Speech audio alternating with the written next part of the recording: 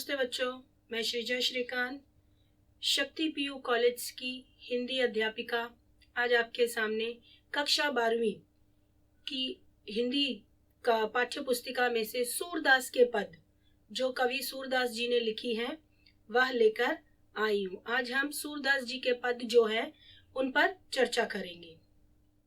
चलिए, जैसे कि मैंने आप सभी से कहा कि हम आज कक्षा 12वीं के सूरदास के पद जो हमारा द्वितीय सोपान है उसमें से सूरदास जी के पदों को लिया गया है। हमारे कवि जो है सूरदास जी हैं, सभी सूरदास जी से परिचित हैं। चलिए उनका थोड़ा सा परिचय ले लेते हैं। सूरदास हिंदी साहित्य के भक्ति काल के कृष्ण भक्ति शाखा के मूर्धन्य कवि हैं। यहाँ पर बात करें कि भक्ति शाखा कही गई है। भक्ति शाखा यानी कि जब हिंदी साहित्य में भक्ति काल चल रहा था उस काल में जो भक्ति शाखा थी उसमें दो भक्ति शाखाएं थी, एक कृष्ण भक्ति शाखा और दूसरी राम भक्ति शाखा। परंतु जो हमारे सूरदास जी थे वो कृष्ण भक्ति काल के मुख्य कवियों में से यानी कि सुप्रसिद्ध मुख्य कवियों में से एक है। आपका जन्म 1483 ईस्वी में के पास यहाँ पर दिखाया गया है कि 1483 में दिल्ली के पास सिही नामक गांव में एक सारस्वत ब्राह्मण परिवार में हुआ था। सूरदास ने महाप्रभु वल्लभाचार्य से पुष्टि मार्ग की दीक्षा ली थी। यहाँ पर इनके जो गुरु थे, सूरदास जी के जो गुरु है जिनसे इन्होंने दीक्षा ली, उनका नाम क्या था? महाप्रभु वल्लभाचार्य जी। आगे कहते हैं सूरदास के काव्य का मूलाधार भागवत पुराण है, यानी कि उनका जो महान काव्य है वो कौन सा है? भागवत पुराण है। सूर सागर, सूरासावली, साहित्य लहरी आपकी प्रसिद्ध रचनाएं हैं। सूरदास की समस्त कीर्ति का आधार सूर सागर है, यानी कि इनकी जो सबसे सुप्रसिद्ध काव्य रही है, काव्य रचना जो है वो सूर सागर है, जिससे इन्हें काफी प्रसिद्धि मिली थी। जनश्रुति तथा वार्ता साहित्य के अनुसार इनमें 1.25 लाख पद यानी 1,25,000 पद लिखे गए थे, लेकिन आज किंतु अब तक 8-10 हजार पद ही प्रकाश में आ चुके हैं। इसका अर्थ ये हुआ कि इन्होंने 1.25 लाख पद लिखे थे, लेकिन हमारे पास जो मौजूद पद हैं वो कितने हैं? सिर्फ 8-10 हजार। बाकी पदों का अभी तक हमें कोई पता नहीं है और वो पद जो है अभी तक प्रकाशित नहीं हुए हैं। सूरदास ने भक्ति के सख्य, वात्सल्य तथा माधुर्य भाव को स्वीकार किया है। यहाँ बात करें सख्य यानी सखा भाव, वात्सल्य यानी प्रेम भाव, माधुर्य यानी प्रेमी भाव के बारे में यहाँ पर बताया है। सूरदास को अष्टछाप के कवियों में श्रेष्ठ माना जाता है। अष्टछाप कवि जो है हमारे 8 महान कवि हैं, जिनमें से एक कवि जो है हमारे सूरदास जी भी है। चलिए अब आगे पदों के बारे में देखते हैं। पदों का आशय क्या है? सूरदास जी के इन पदों को क्यों लिया गया है देखते हैं, और इन पदों में उन्होंने क्या लिखा है उसके बारे में भी देखते हैं। प्रस्तुत पदों में सूरदास जी ने श्री कृष्ण के रूप सौंदर्य यानी कि उनके रूप की व्याख्या की है। माखन चोरी प्रसंग यानी कि उनकी बाल लीलाओं में माखन चोरी जो है वो सबसे पहले आती है, तो उनका वर्णन किए बिना तो उनके कृष्ण जी के बारे में कहना अधूरा होगा, इसलिए माखन चोरी प्रसंग। उसके बाद गोपिकाओं के समर्पण भाव, यानी कि हम जानते हैं कि गोपिकाएं जो है तन मन से श्री कृष्ण को अपना मानती थी और उनका जो श्री कृष्ण के प्रति समर्पण था, प्रेम था, उसको इसमें दर्शाया गया है। यानी समर्पण भाव का अत्यंत मार्मिक चित्रण किया है। इसमें विविध भावमयी ब्रज भाषा का प्रयोग करते हुए सरस काव्य की सृष्टि की गई है। यानी कि इसमें इन्होंने जो हमारे सूरदास जी हैं उन्होंने सबसे पहले जो है श्री कृष्ण जी के रूप सौंदर्य की चर्चा की है, उसके बाद माखन चोरी प्रसंग की चर्चा की है और उसके बाद समर्पण भाव किनका? गोपियों का। तो सूरदास के इन पदों में हम आगे ये 3 चीजों के बारे में पढ़ेंगे। क्या? श्री कृष्ण का रूप सौंदर्य, उनका माखन चोरी प्रसंग और गोपियों का जो समर्पण भाव था श्री कृष्ण के लिए, उसके बारे में आगे हम पढ़ेंगे। चलिए पहले पद के बारे में पढ़ते हैं कि पहले पद में सूरदास जी ने क्या बताया है। तो पहले पद में सूरदास जी बता रहे हैं, उद्धव हम आजू भई बड़ भागी, जिन अखियन तुम श्याम बिलोके, तय अखियां हम लागी। जैसे सुमन बास लय आवत, पवन मधुप अनुरागी। अति आनंद होत है तैसे, अंग अंग सुख रागी। जो दर्पण में दरस देखित, दृष्टि परम रुच लागी। तैसे सूर मिले हरि हमको, बिरह बिथा तन त्यागी। इस पद में जो है गोपिकाएं जो है उद्धव से वार्तालाप कर रहे हैं, उद्धव से बातचीत कर रही है। जब उद्धव मथुरा से ब्रज आते हैं, जब श्री कृष्ण मथुरा चले जाते हैं, उसके बाद वो वापस कभी नहीं आते हैं। और जो गोपिकाएं हैं वो कृष्ण की विरह में, उनके प्रेम विरह में जो है विलाप कर रही हैं, उनको याद कर रही हैं, उनको मिलने के लिए तरस रही हैं। जब वो कृष्ण के बजाय कृष्ण नहीं आते हैं और वो उद्धव को देखती हैं, वो देखती हैं कि उद्धव कृष्ण का संदेश लाए हैं, तो उस वक्त जो उद्धव और गोपिकों के बीच में जो संवाद होता है, वार्तालाप होता है, उसके बारे में उन्होंने यहाँ पर बताया है। क्या बताया है कि यहाँ पर गोपिकाएं कहती हैं, हे उद्धव, आज हम सौभाग्यशाली हो गई, धन्य धन्य हो गई। क्या कहती हैं? उद्धव हम आज भाई बड़भागी, यानी कि उद्धव को देखकर गोपियां कह रही हैं कि उद्धव आज हम अपने आप को भाग्यशालिनी मान रही है। क्यों? क्योंकि वो उद्धव को देखकर धन्य हो गई हैं। जिन अखियन तुम श्याम बिलोके, ते अखियन हम लागी। यहाँ पर गोपिकाएं कह रही हैं कि जिन आँखों ने अपने सामने प्रत्यक्ष रूप में कृष्ण को देखा है, आज हम उन आंखों का दर्शन कर रही हैं। अर्थात क्योंकि उद्धव जो है मथुरा से आए थे, वहां पर वो कृष्ण के साथ थे, तो उद्धव की जो आंखें हैं, उन आंखों ने श्री कृष्ण को देखा था, तो उन आंखों में गोपिकाओं को साक्षात कृष्ण नजर आ रहे थे। इसलिए कह रही हैं कि मैं जो हूँ, हम जो है आज अपने आप को बहुत ही भाग्यशाली मान रहे हैं। अपनी जिन आंखों से तुमने हमारे श्री कृष्ण, प्रिय कृष्ण को देखा है, वे आंखें आज हमें मिल गई हैं। अर्थात तुम्हारी आंखों में शाम की आंखें, शाम की मूरत दिखाई दे रही है। यहाँ पर कह रही है, आगे क्या कह रही है? जैसे सुमन बास लय आवत, पवन मधुप अनुरागी। आगे कहती है कि जैसे, जिस प्रकार एक अनुरागी भौरे के प्रिय सुमन की सुगंध पवन ले आती है।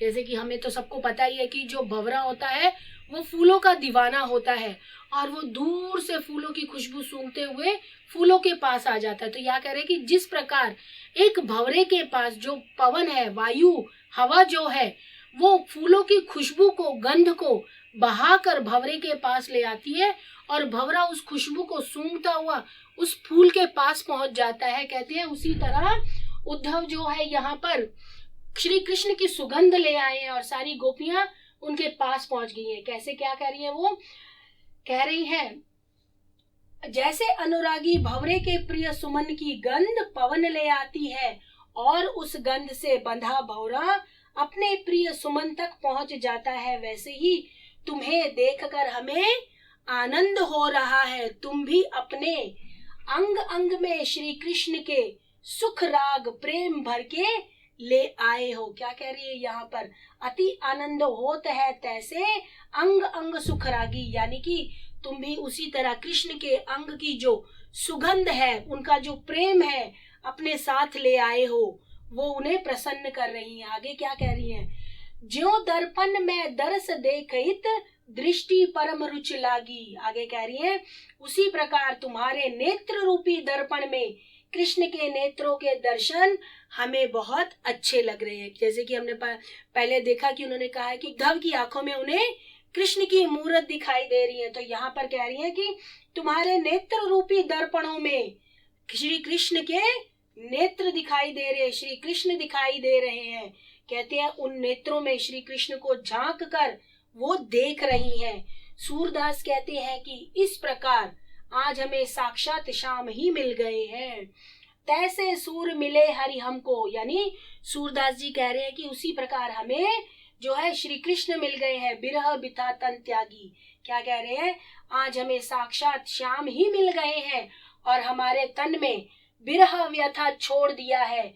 श्याम मिलन की सुखानुभूति हो रही है। कह रही है यहाँ पर गोपियां उद्धव से कह रही हैं कि तुम्हारे आने से हमारे मन के अंदर जो श्री कृष्ण के लिए दुख था, प्रेम का वियोग था, जो व्यथा थी श्याम मिलन की, श्याम को मिलन के लिए, श्याम से मिलन के लिए जो वो तड़प थी उनके मन के अंदर, वो कहीं ना कहीं दूर हो गई है और उनके मन में एक संतोष, एक सुखानुभूति हो रही है। अर्थात इस पूरे पद में जो है गोपियां उद्धव से बातचीत करते हुए कह रही है कि हे उद्धव, आज हम जो है बहुत ही भाग्यशाली हो गई हैं। आपको मिलकर, आपको देखकर, आपकी आंखों में श्री कृष्ण की मूर्ति की जो तस्वीर है वो समाई हुई है। उस तस्वीर को देखकर हमें जो है हमारा जो प्रेम विरह था श्री कृष्ण के लिए वो आज खत्म हो गया और हमारा मन आज प्रसन्न हो गया है और आज हम सुख की अनुभूति महसूस कर रही है। दूसरे पद में जो है श्री कृष्ण और गोपियों के बारे में बताया गया है कि किस तरह गोपिकाएं जो है श्री कृष्ण से मिलने को आतुर है परंतु उनसे मिल नहीं पा रही हैं और गोपिकाओं ने श्री कृष्ण को जो है जमुना के तट पर देखा है और उनके रूप सौंदर्य के बारे में यहाँ पर बताया गया है। तो यहाँ पर क्या है, जमुना तट देखे नंद नंदन, मोर मुकुट मकुराकृत कुंडल, पीत बसन तन चंदन, लोचन तृप्त भय दर्शन तय, उर की तपनी बुझानी, प्रेम मगन तब भई सुंदरी, उर गद गद मुखबानी, कमल नयन तट पर है ठाडे, सकुच ही मिली ब्रज नारी, सूरदास प्रभु अंतर जामी, ब्रज पूरन पगधारी। अब यहाँ पर जो है सूरदास जी कह रहे हैं कि यमुना के तट पर जो है गोपियों ने श्री कृष्ण के दर्शन किए हैं। अब यहाँ पर जो गोपिकाएं हैं वो श्री कृष्ण के रूप सौंदर्य का वर्णन कहते हुए कह रही हैं कि गोपिकाओं ने नंद नंदन यानी नंद के पुत्र श्री कृष्ण को यमुना के तट पर नटवर नागर के वेश में देखा है, यानी नटवर नागर के वेशभूषा में देखा है। अब कैसा है उनका नटवर नागर रूप, बता रही है। सिर पर मोर मुकुट है, यानी उन्होंने अपने सर पर मुकुट में मोर का पंख लगा रखा है, अर्थात मोर के पंख का मुकुट सजा रखा है। कानों में मकराकृत कुंडल, यानी कि कानों में कुंडल का अर्थ होता है कान के इयररिंग्स। तो कह रहे कि जो कानों में उन्होंने कुंडल पहन रखे हैं वो मकराकृत है। मकराकृत यानी मछली के आकार के हैं।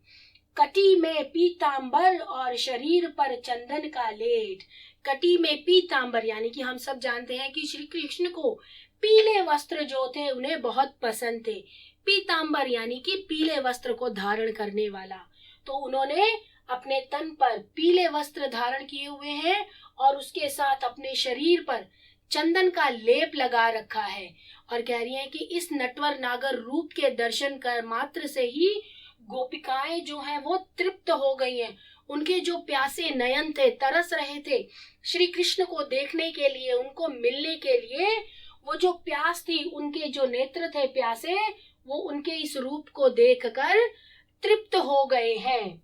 उनके हृदय में प्रज्वलित प्रेम की जो ज्वाला थी श्री कृष्ण के इस नटवर नागर रूप को देखते ही शांत हो गई है। कहती हैं कि सुंदर ब्रज बालाएं जो है प्रेम मग्न हो गई हैं।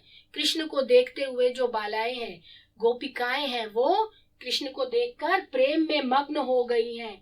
उनका हृदय भर आया और वे उस अलौकिक आनंद का शब्दों में वर्णन नहीं कर पा रही हैं। कहती हैं कि कृष्ण का जो रूप उन्होंने देखा है उस रूप को देखकर वो मोहित हो गई हैं और वो उनका जो मन है वो गदगद हो गया है, खुश हो गया है, प्रसन्न हो गया और वो उसका शब्दों में उसका व्याख्यान यानी कि वर्णन नहीं कर पा रही है। कह रही है वाणी मुख में ही रह गई, वो कुछ बोल ही नहीं पा रही है, वो स्तब्ध रह गई है।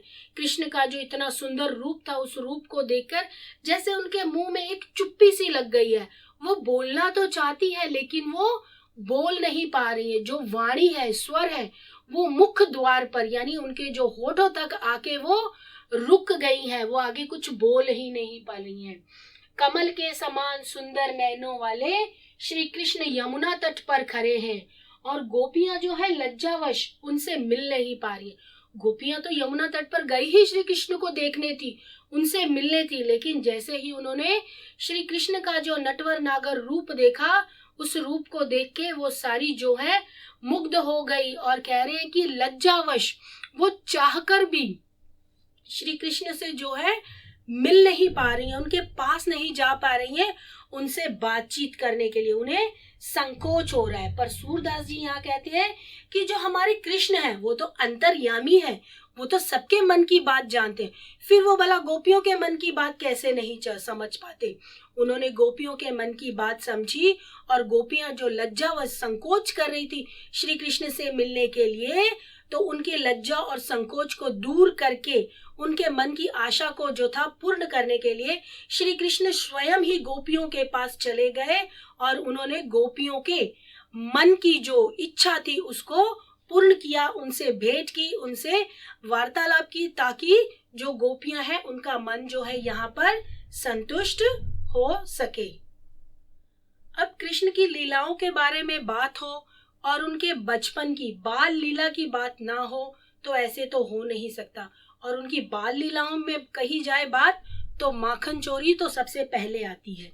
तो इस पद में जो है सूरदास जी ने श्री कृष्ण के माखन चोरी प्रसंग को लिया है। इसमें कह रहे हैं, चोरी करत कान्हा धर पाए, निसी बारस मोही बहुत सतायो, सब हरि अरी हाथ ही आए, माखन दघी मेरो सब खायो, बहुत अचगर ही कीनी, अब तो घात परे तय लागन, तुम्हें भले मैं चीन्ही, दो भुज पकड़ी कहो कह जो हो माखन, लेओ मा गई, तेरी सो मैं नेकू न खायो, सखा गए सब खाई, मुख तन चीते बस ही हरि दीन हो, रिस तन गई बुझाई, लियो श्याम उर लाई ग्वालिन, सूरदास बलि जाई।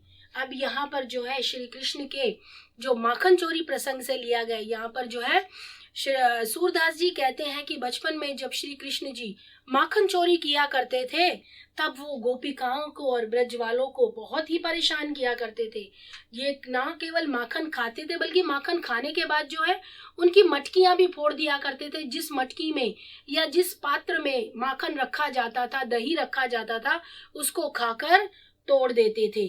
अब यहाँ पर बताया है कि श्री कृष्ण जी जो है ब्रज में किस तरह माखन चोरी करते थे। कहते हैं कि कृष्ण की रोज रोज की माखन चोरी से एक गोपी बहुत परेशान थी, कई दिनों के इंतजार में थी कि किसी प्रकार वो कृष्ण को पकड़ सके, क्योंकि कृष्ण क्या करते थे, वो रोजाना जाते थे वहां पर माखन चोरी करते थे।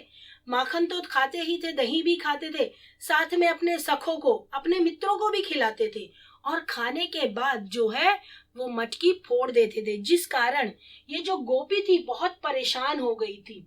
वो दिन रात जो है कृष्ण को रंगे हाथों पकड़ने के लिए उसकी राह देख रही थी। तो यहाँ पर बताया है कि कृष्ण को रंगे हाथ पकड़ा जाए, उस कृष्ण को पकड़ने के लिए गोपी कहती है कि जब कृष्ण गोपी के हाथ लग जाते हैं, वो बहुत दिनों के इंतजार के बाद वो पकड़े जाते हैं, तो वो कहती है कृष्ण से, हे कृष्ण, तुमने रात दिन मुझे बहुत सताया, रोज रोज चोरी करके भाग जाते हो, किसी तरह आज पकड़ में आए हो, मेरा सारा दही मक्खन खा लिया और शरारत अलग से की, सारे बर्तन तोड़कर चले गए। अब कह रही है कि जैसे कि मैंने बताया कि श्री कृष्ण माखन तो खाते ही थे दोस्तों के साथ मिलकर, मित्रों के साथ मिलकर, बल्कि उसके बाद जो है वो माखन का बर्तन यानी माखन का जो पात्र था, मटका, वो भी तोड़ देते थे। अब कह रही है गोपिका, कह रही है कि आज बहुत दिनों के प्रयत्नों के बाद तुम मेरे हाथ आए हो और रंगे हाथों पकड़े गए हो। आगे कह रही है, मैं अब तक सही चोर की पहचान नहीं कर पाई थी, पर अब मेरे हाथ लगे हो, मैंने भी इस माखन चोर को भली भांति पकड़ लिया। यानी जब श्री कृष्ण को उन्होंने पकड़ लिया तब उन्होंने कृष्ण से कहा कि बहुत दिनों बाद मेरे हाथ लगे हो, लेकिन सही चोर मेरे हाथ लगा है। आगे कहती है, गोपी ने कृष्ण को दोनों हाथ पकड़कर कहा, बोलो अब कहाँ जाओगे, कहो तो तुम्हारी माँ से यह सारा दही माखन मांग लूं, जितना तूने खाया है। कृष्ण ने बड़े भोलेपन से उत्तर दिया। जब गोपी ने कृष्ण से कहा कि जितना भी मेरा माखन दही तुमने खाया है और जितने भी मेरे मटके आपने तोड़े हैं, क्या उन माखन को, बर्तनों को आपकी माँ से जाके मैं मांग लूं? जब गोपी कृष्ण से ये कहती है तो कृष्ण बड़े ही भोलेपन से उनको कहते हैं, क्योंकि गोपी ने तो उनके हाथ जो है वो बांध दिए हैं, और बांधने के बाद वो कहती है तो कृष्ण जो है बड़े ही प्यार से कहते हैं, क्या कहते हैं यहाँ पर, कहते हैं मैं तेरी सौगंध खाकर कहता हूँ कि मैंने तेरा माखन नहीं खाया। कहते हैं कि गोपी को कहते हैं कि बड़े भोलेपन से कहते हैं कि मैं सौगंध खा के कहता हूँ कि मैंने रत्ती भर भी, थोड़ा सा भी जो तुम्हारा माखन है उसको छुआ तक नहीं, उसको खाया तक नहीं। कहते हैं खाया भी नहीं, यह तो सारे सखा मिलकर खा गए। कहते हैं यहाँ पर देखिए कितनी सफाई से गोपी से कह रहे हैं कि ये सब जो है मैंने तो खाया ही नहीं है, खा तो सब मेरे सखा, मेरे मित्र गए हैं। कृष्ण की ऐसी भोली बातें सुनकर जैसे ही गोपी ने कृष्ण की तरफ देखा, उसका सारा गुस्सा जो था वो पानी की तरह बह गया। वो गुस्सा जो था पूरा प्यार में बदल गया। कहती है उसकी श्री कृष्ण जो मुस्कुराने लगे, उसकी मुस्कुराहट को देखकर, उसकी मुस्कुराहट पे वो मोहित हो गई, मुग्ध हो गई। उसका जो क्रोध था वो पूरा शांत हो गया और उसके मन में जो है द्वेष, गुस्से के, क्रोध के अलावा जो है क्रोध जो पूरा चला गया और उनके मन में प्रेम भाव का उदय हुआ। और कह रही है कि इस प्रेम भाव में, यानी कि उस प्रेम भाव में जो गोपी है उन्होंने कान्हा को अपने हृदय से लगा लिया। और इस दृश्य को देखकर जब गोपी ने अपना गुस्सा त्याग दिया और श्री कृष्ण को प्रेम से आलिंगन किया, उसे गले लगा लिया, इस दृश्य को देखकर जो सूरदास जी कहते हैं कि ऐसे दृश्य को देख कर तो हमें बलि जाना चाहिए, यानी कि बलिहारी जाना चाहिए, सब कुछ न्योछावर कर देना चाहिए। आशा है कि आप लोगों को सूरदास के पद जो है अच्छी तरह समझ में आ गए होंगे। शुक्रिया, धन्यवाद।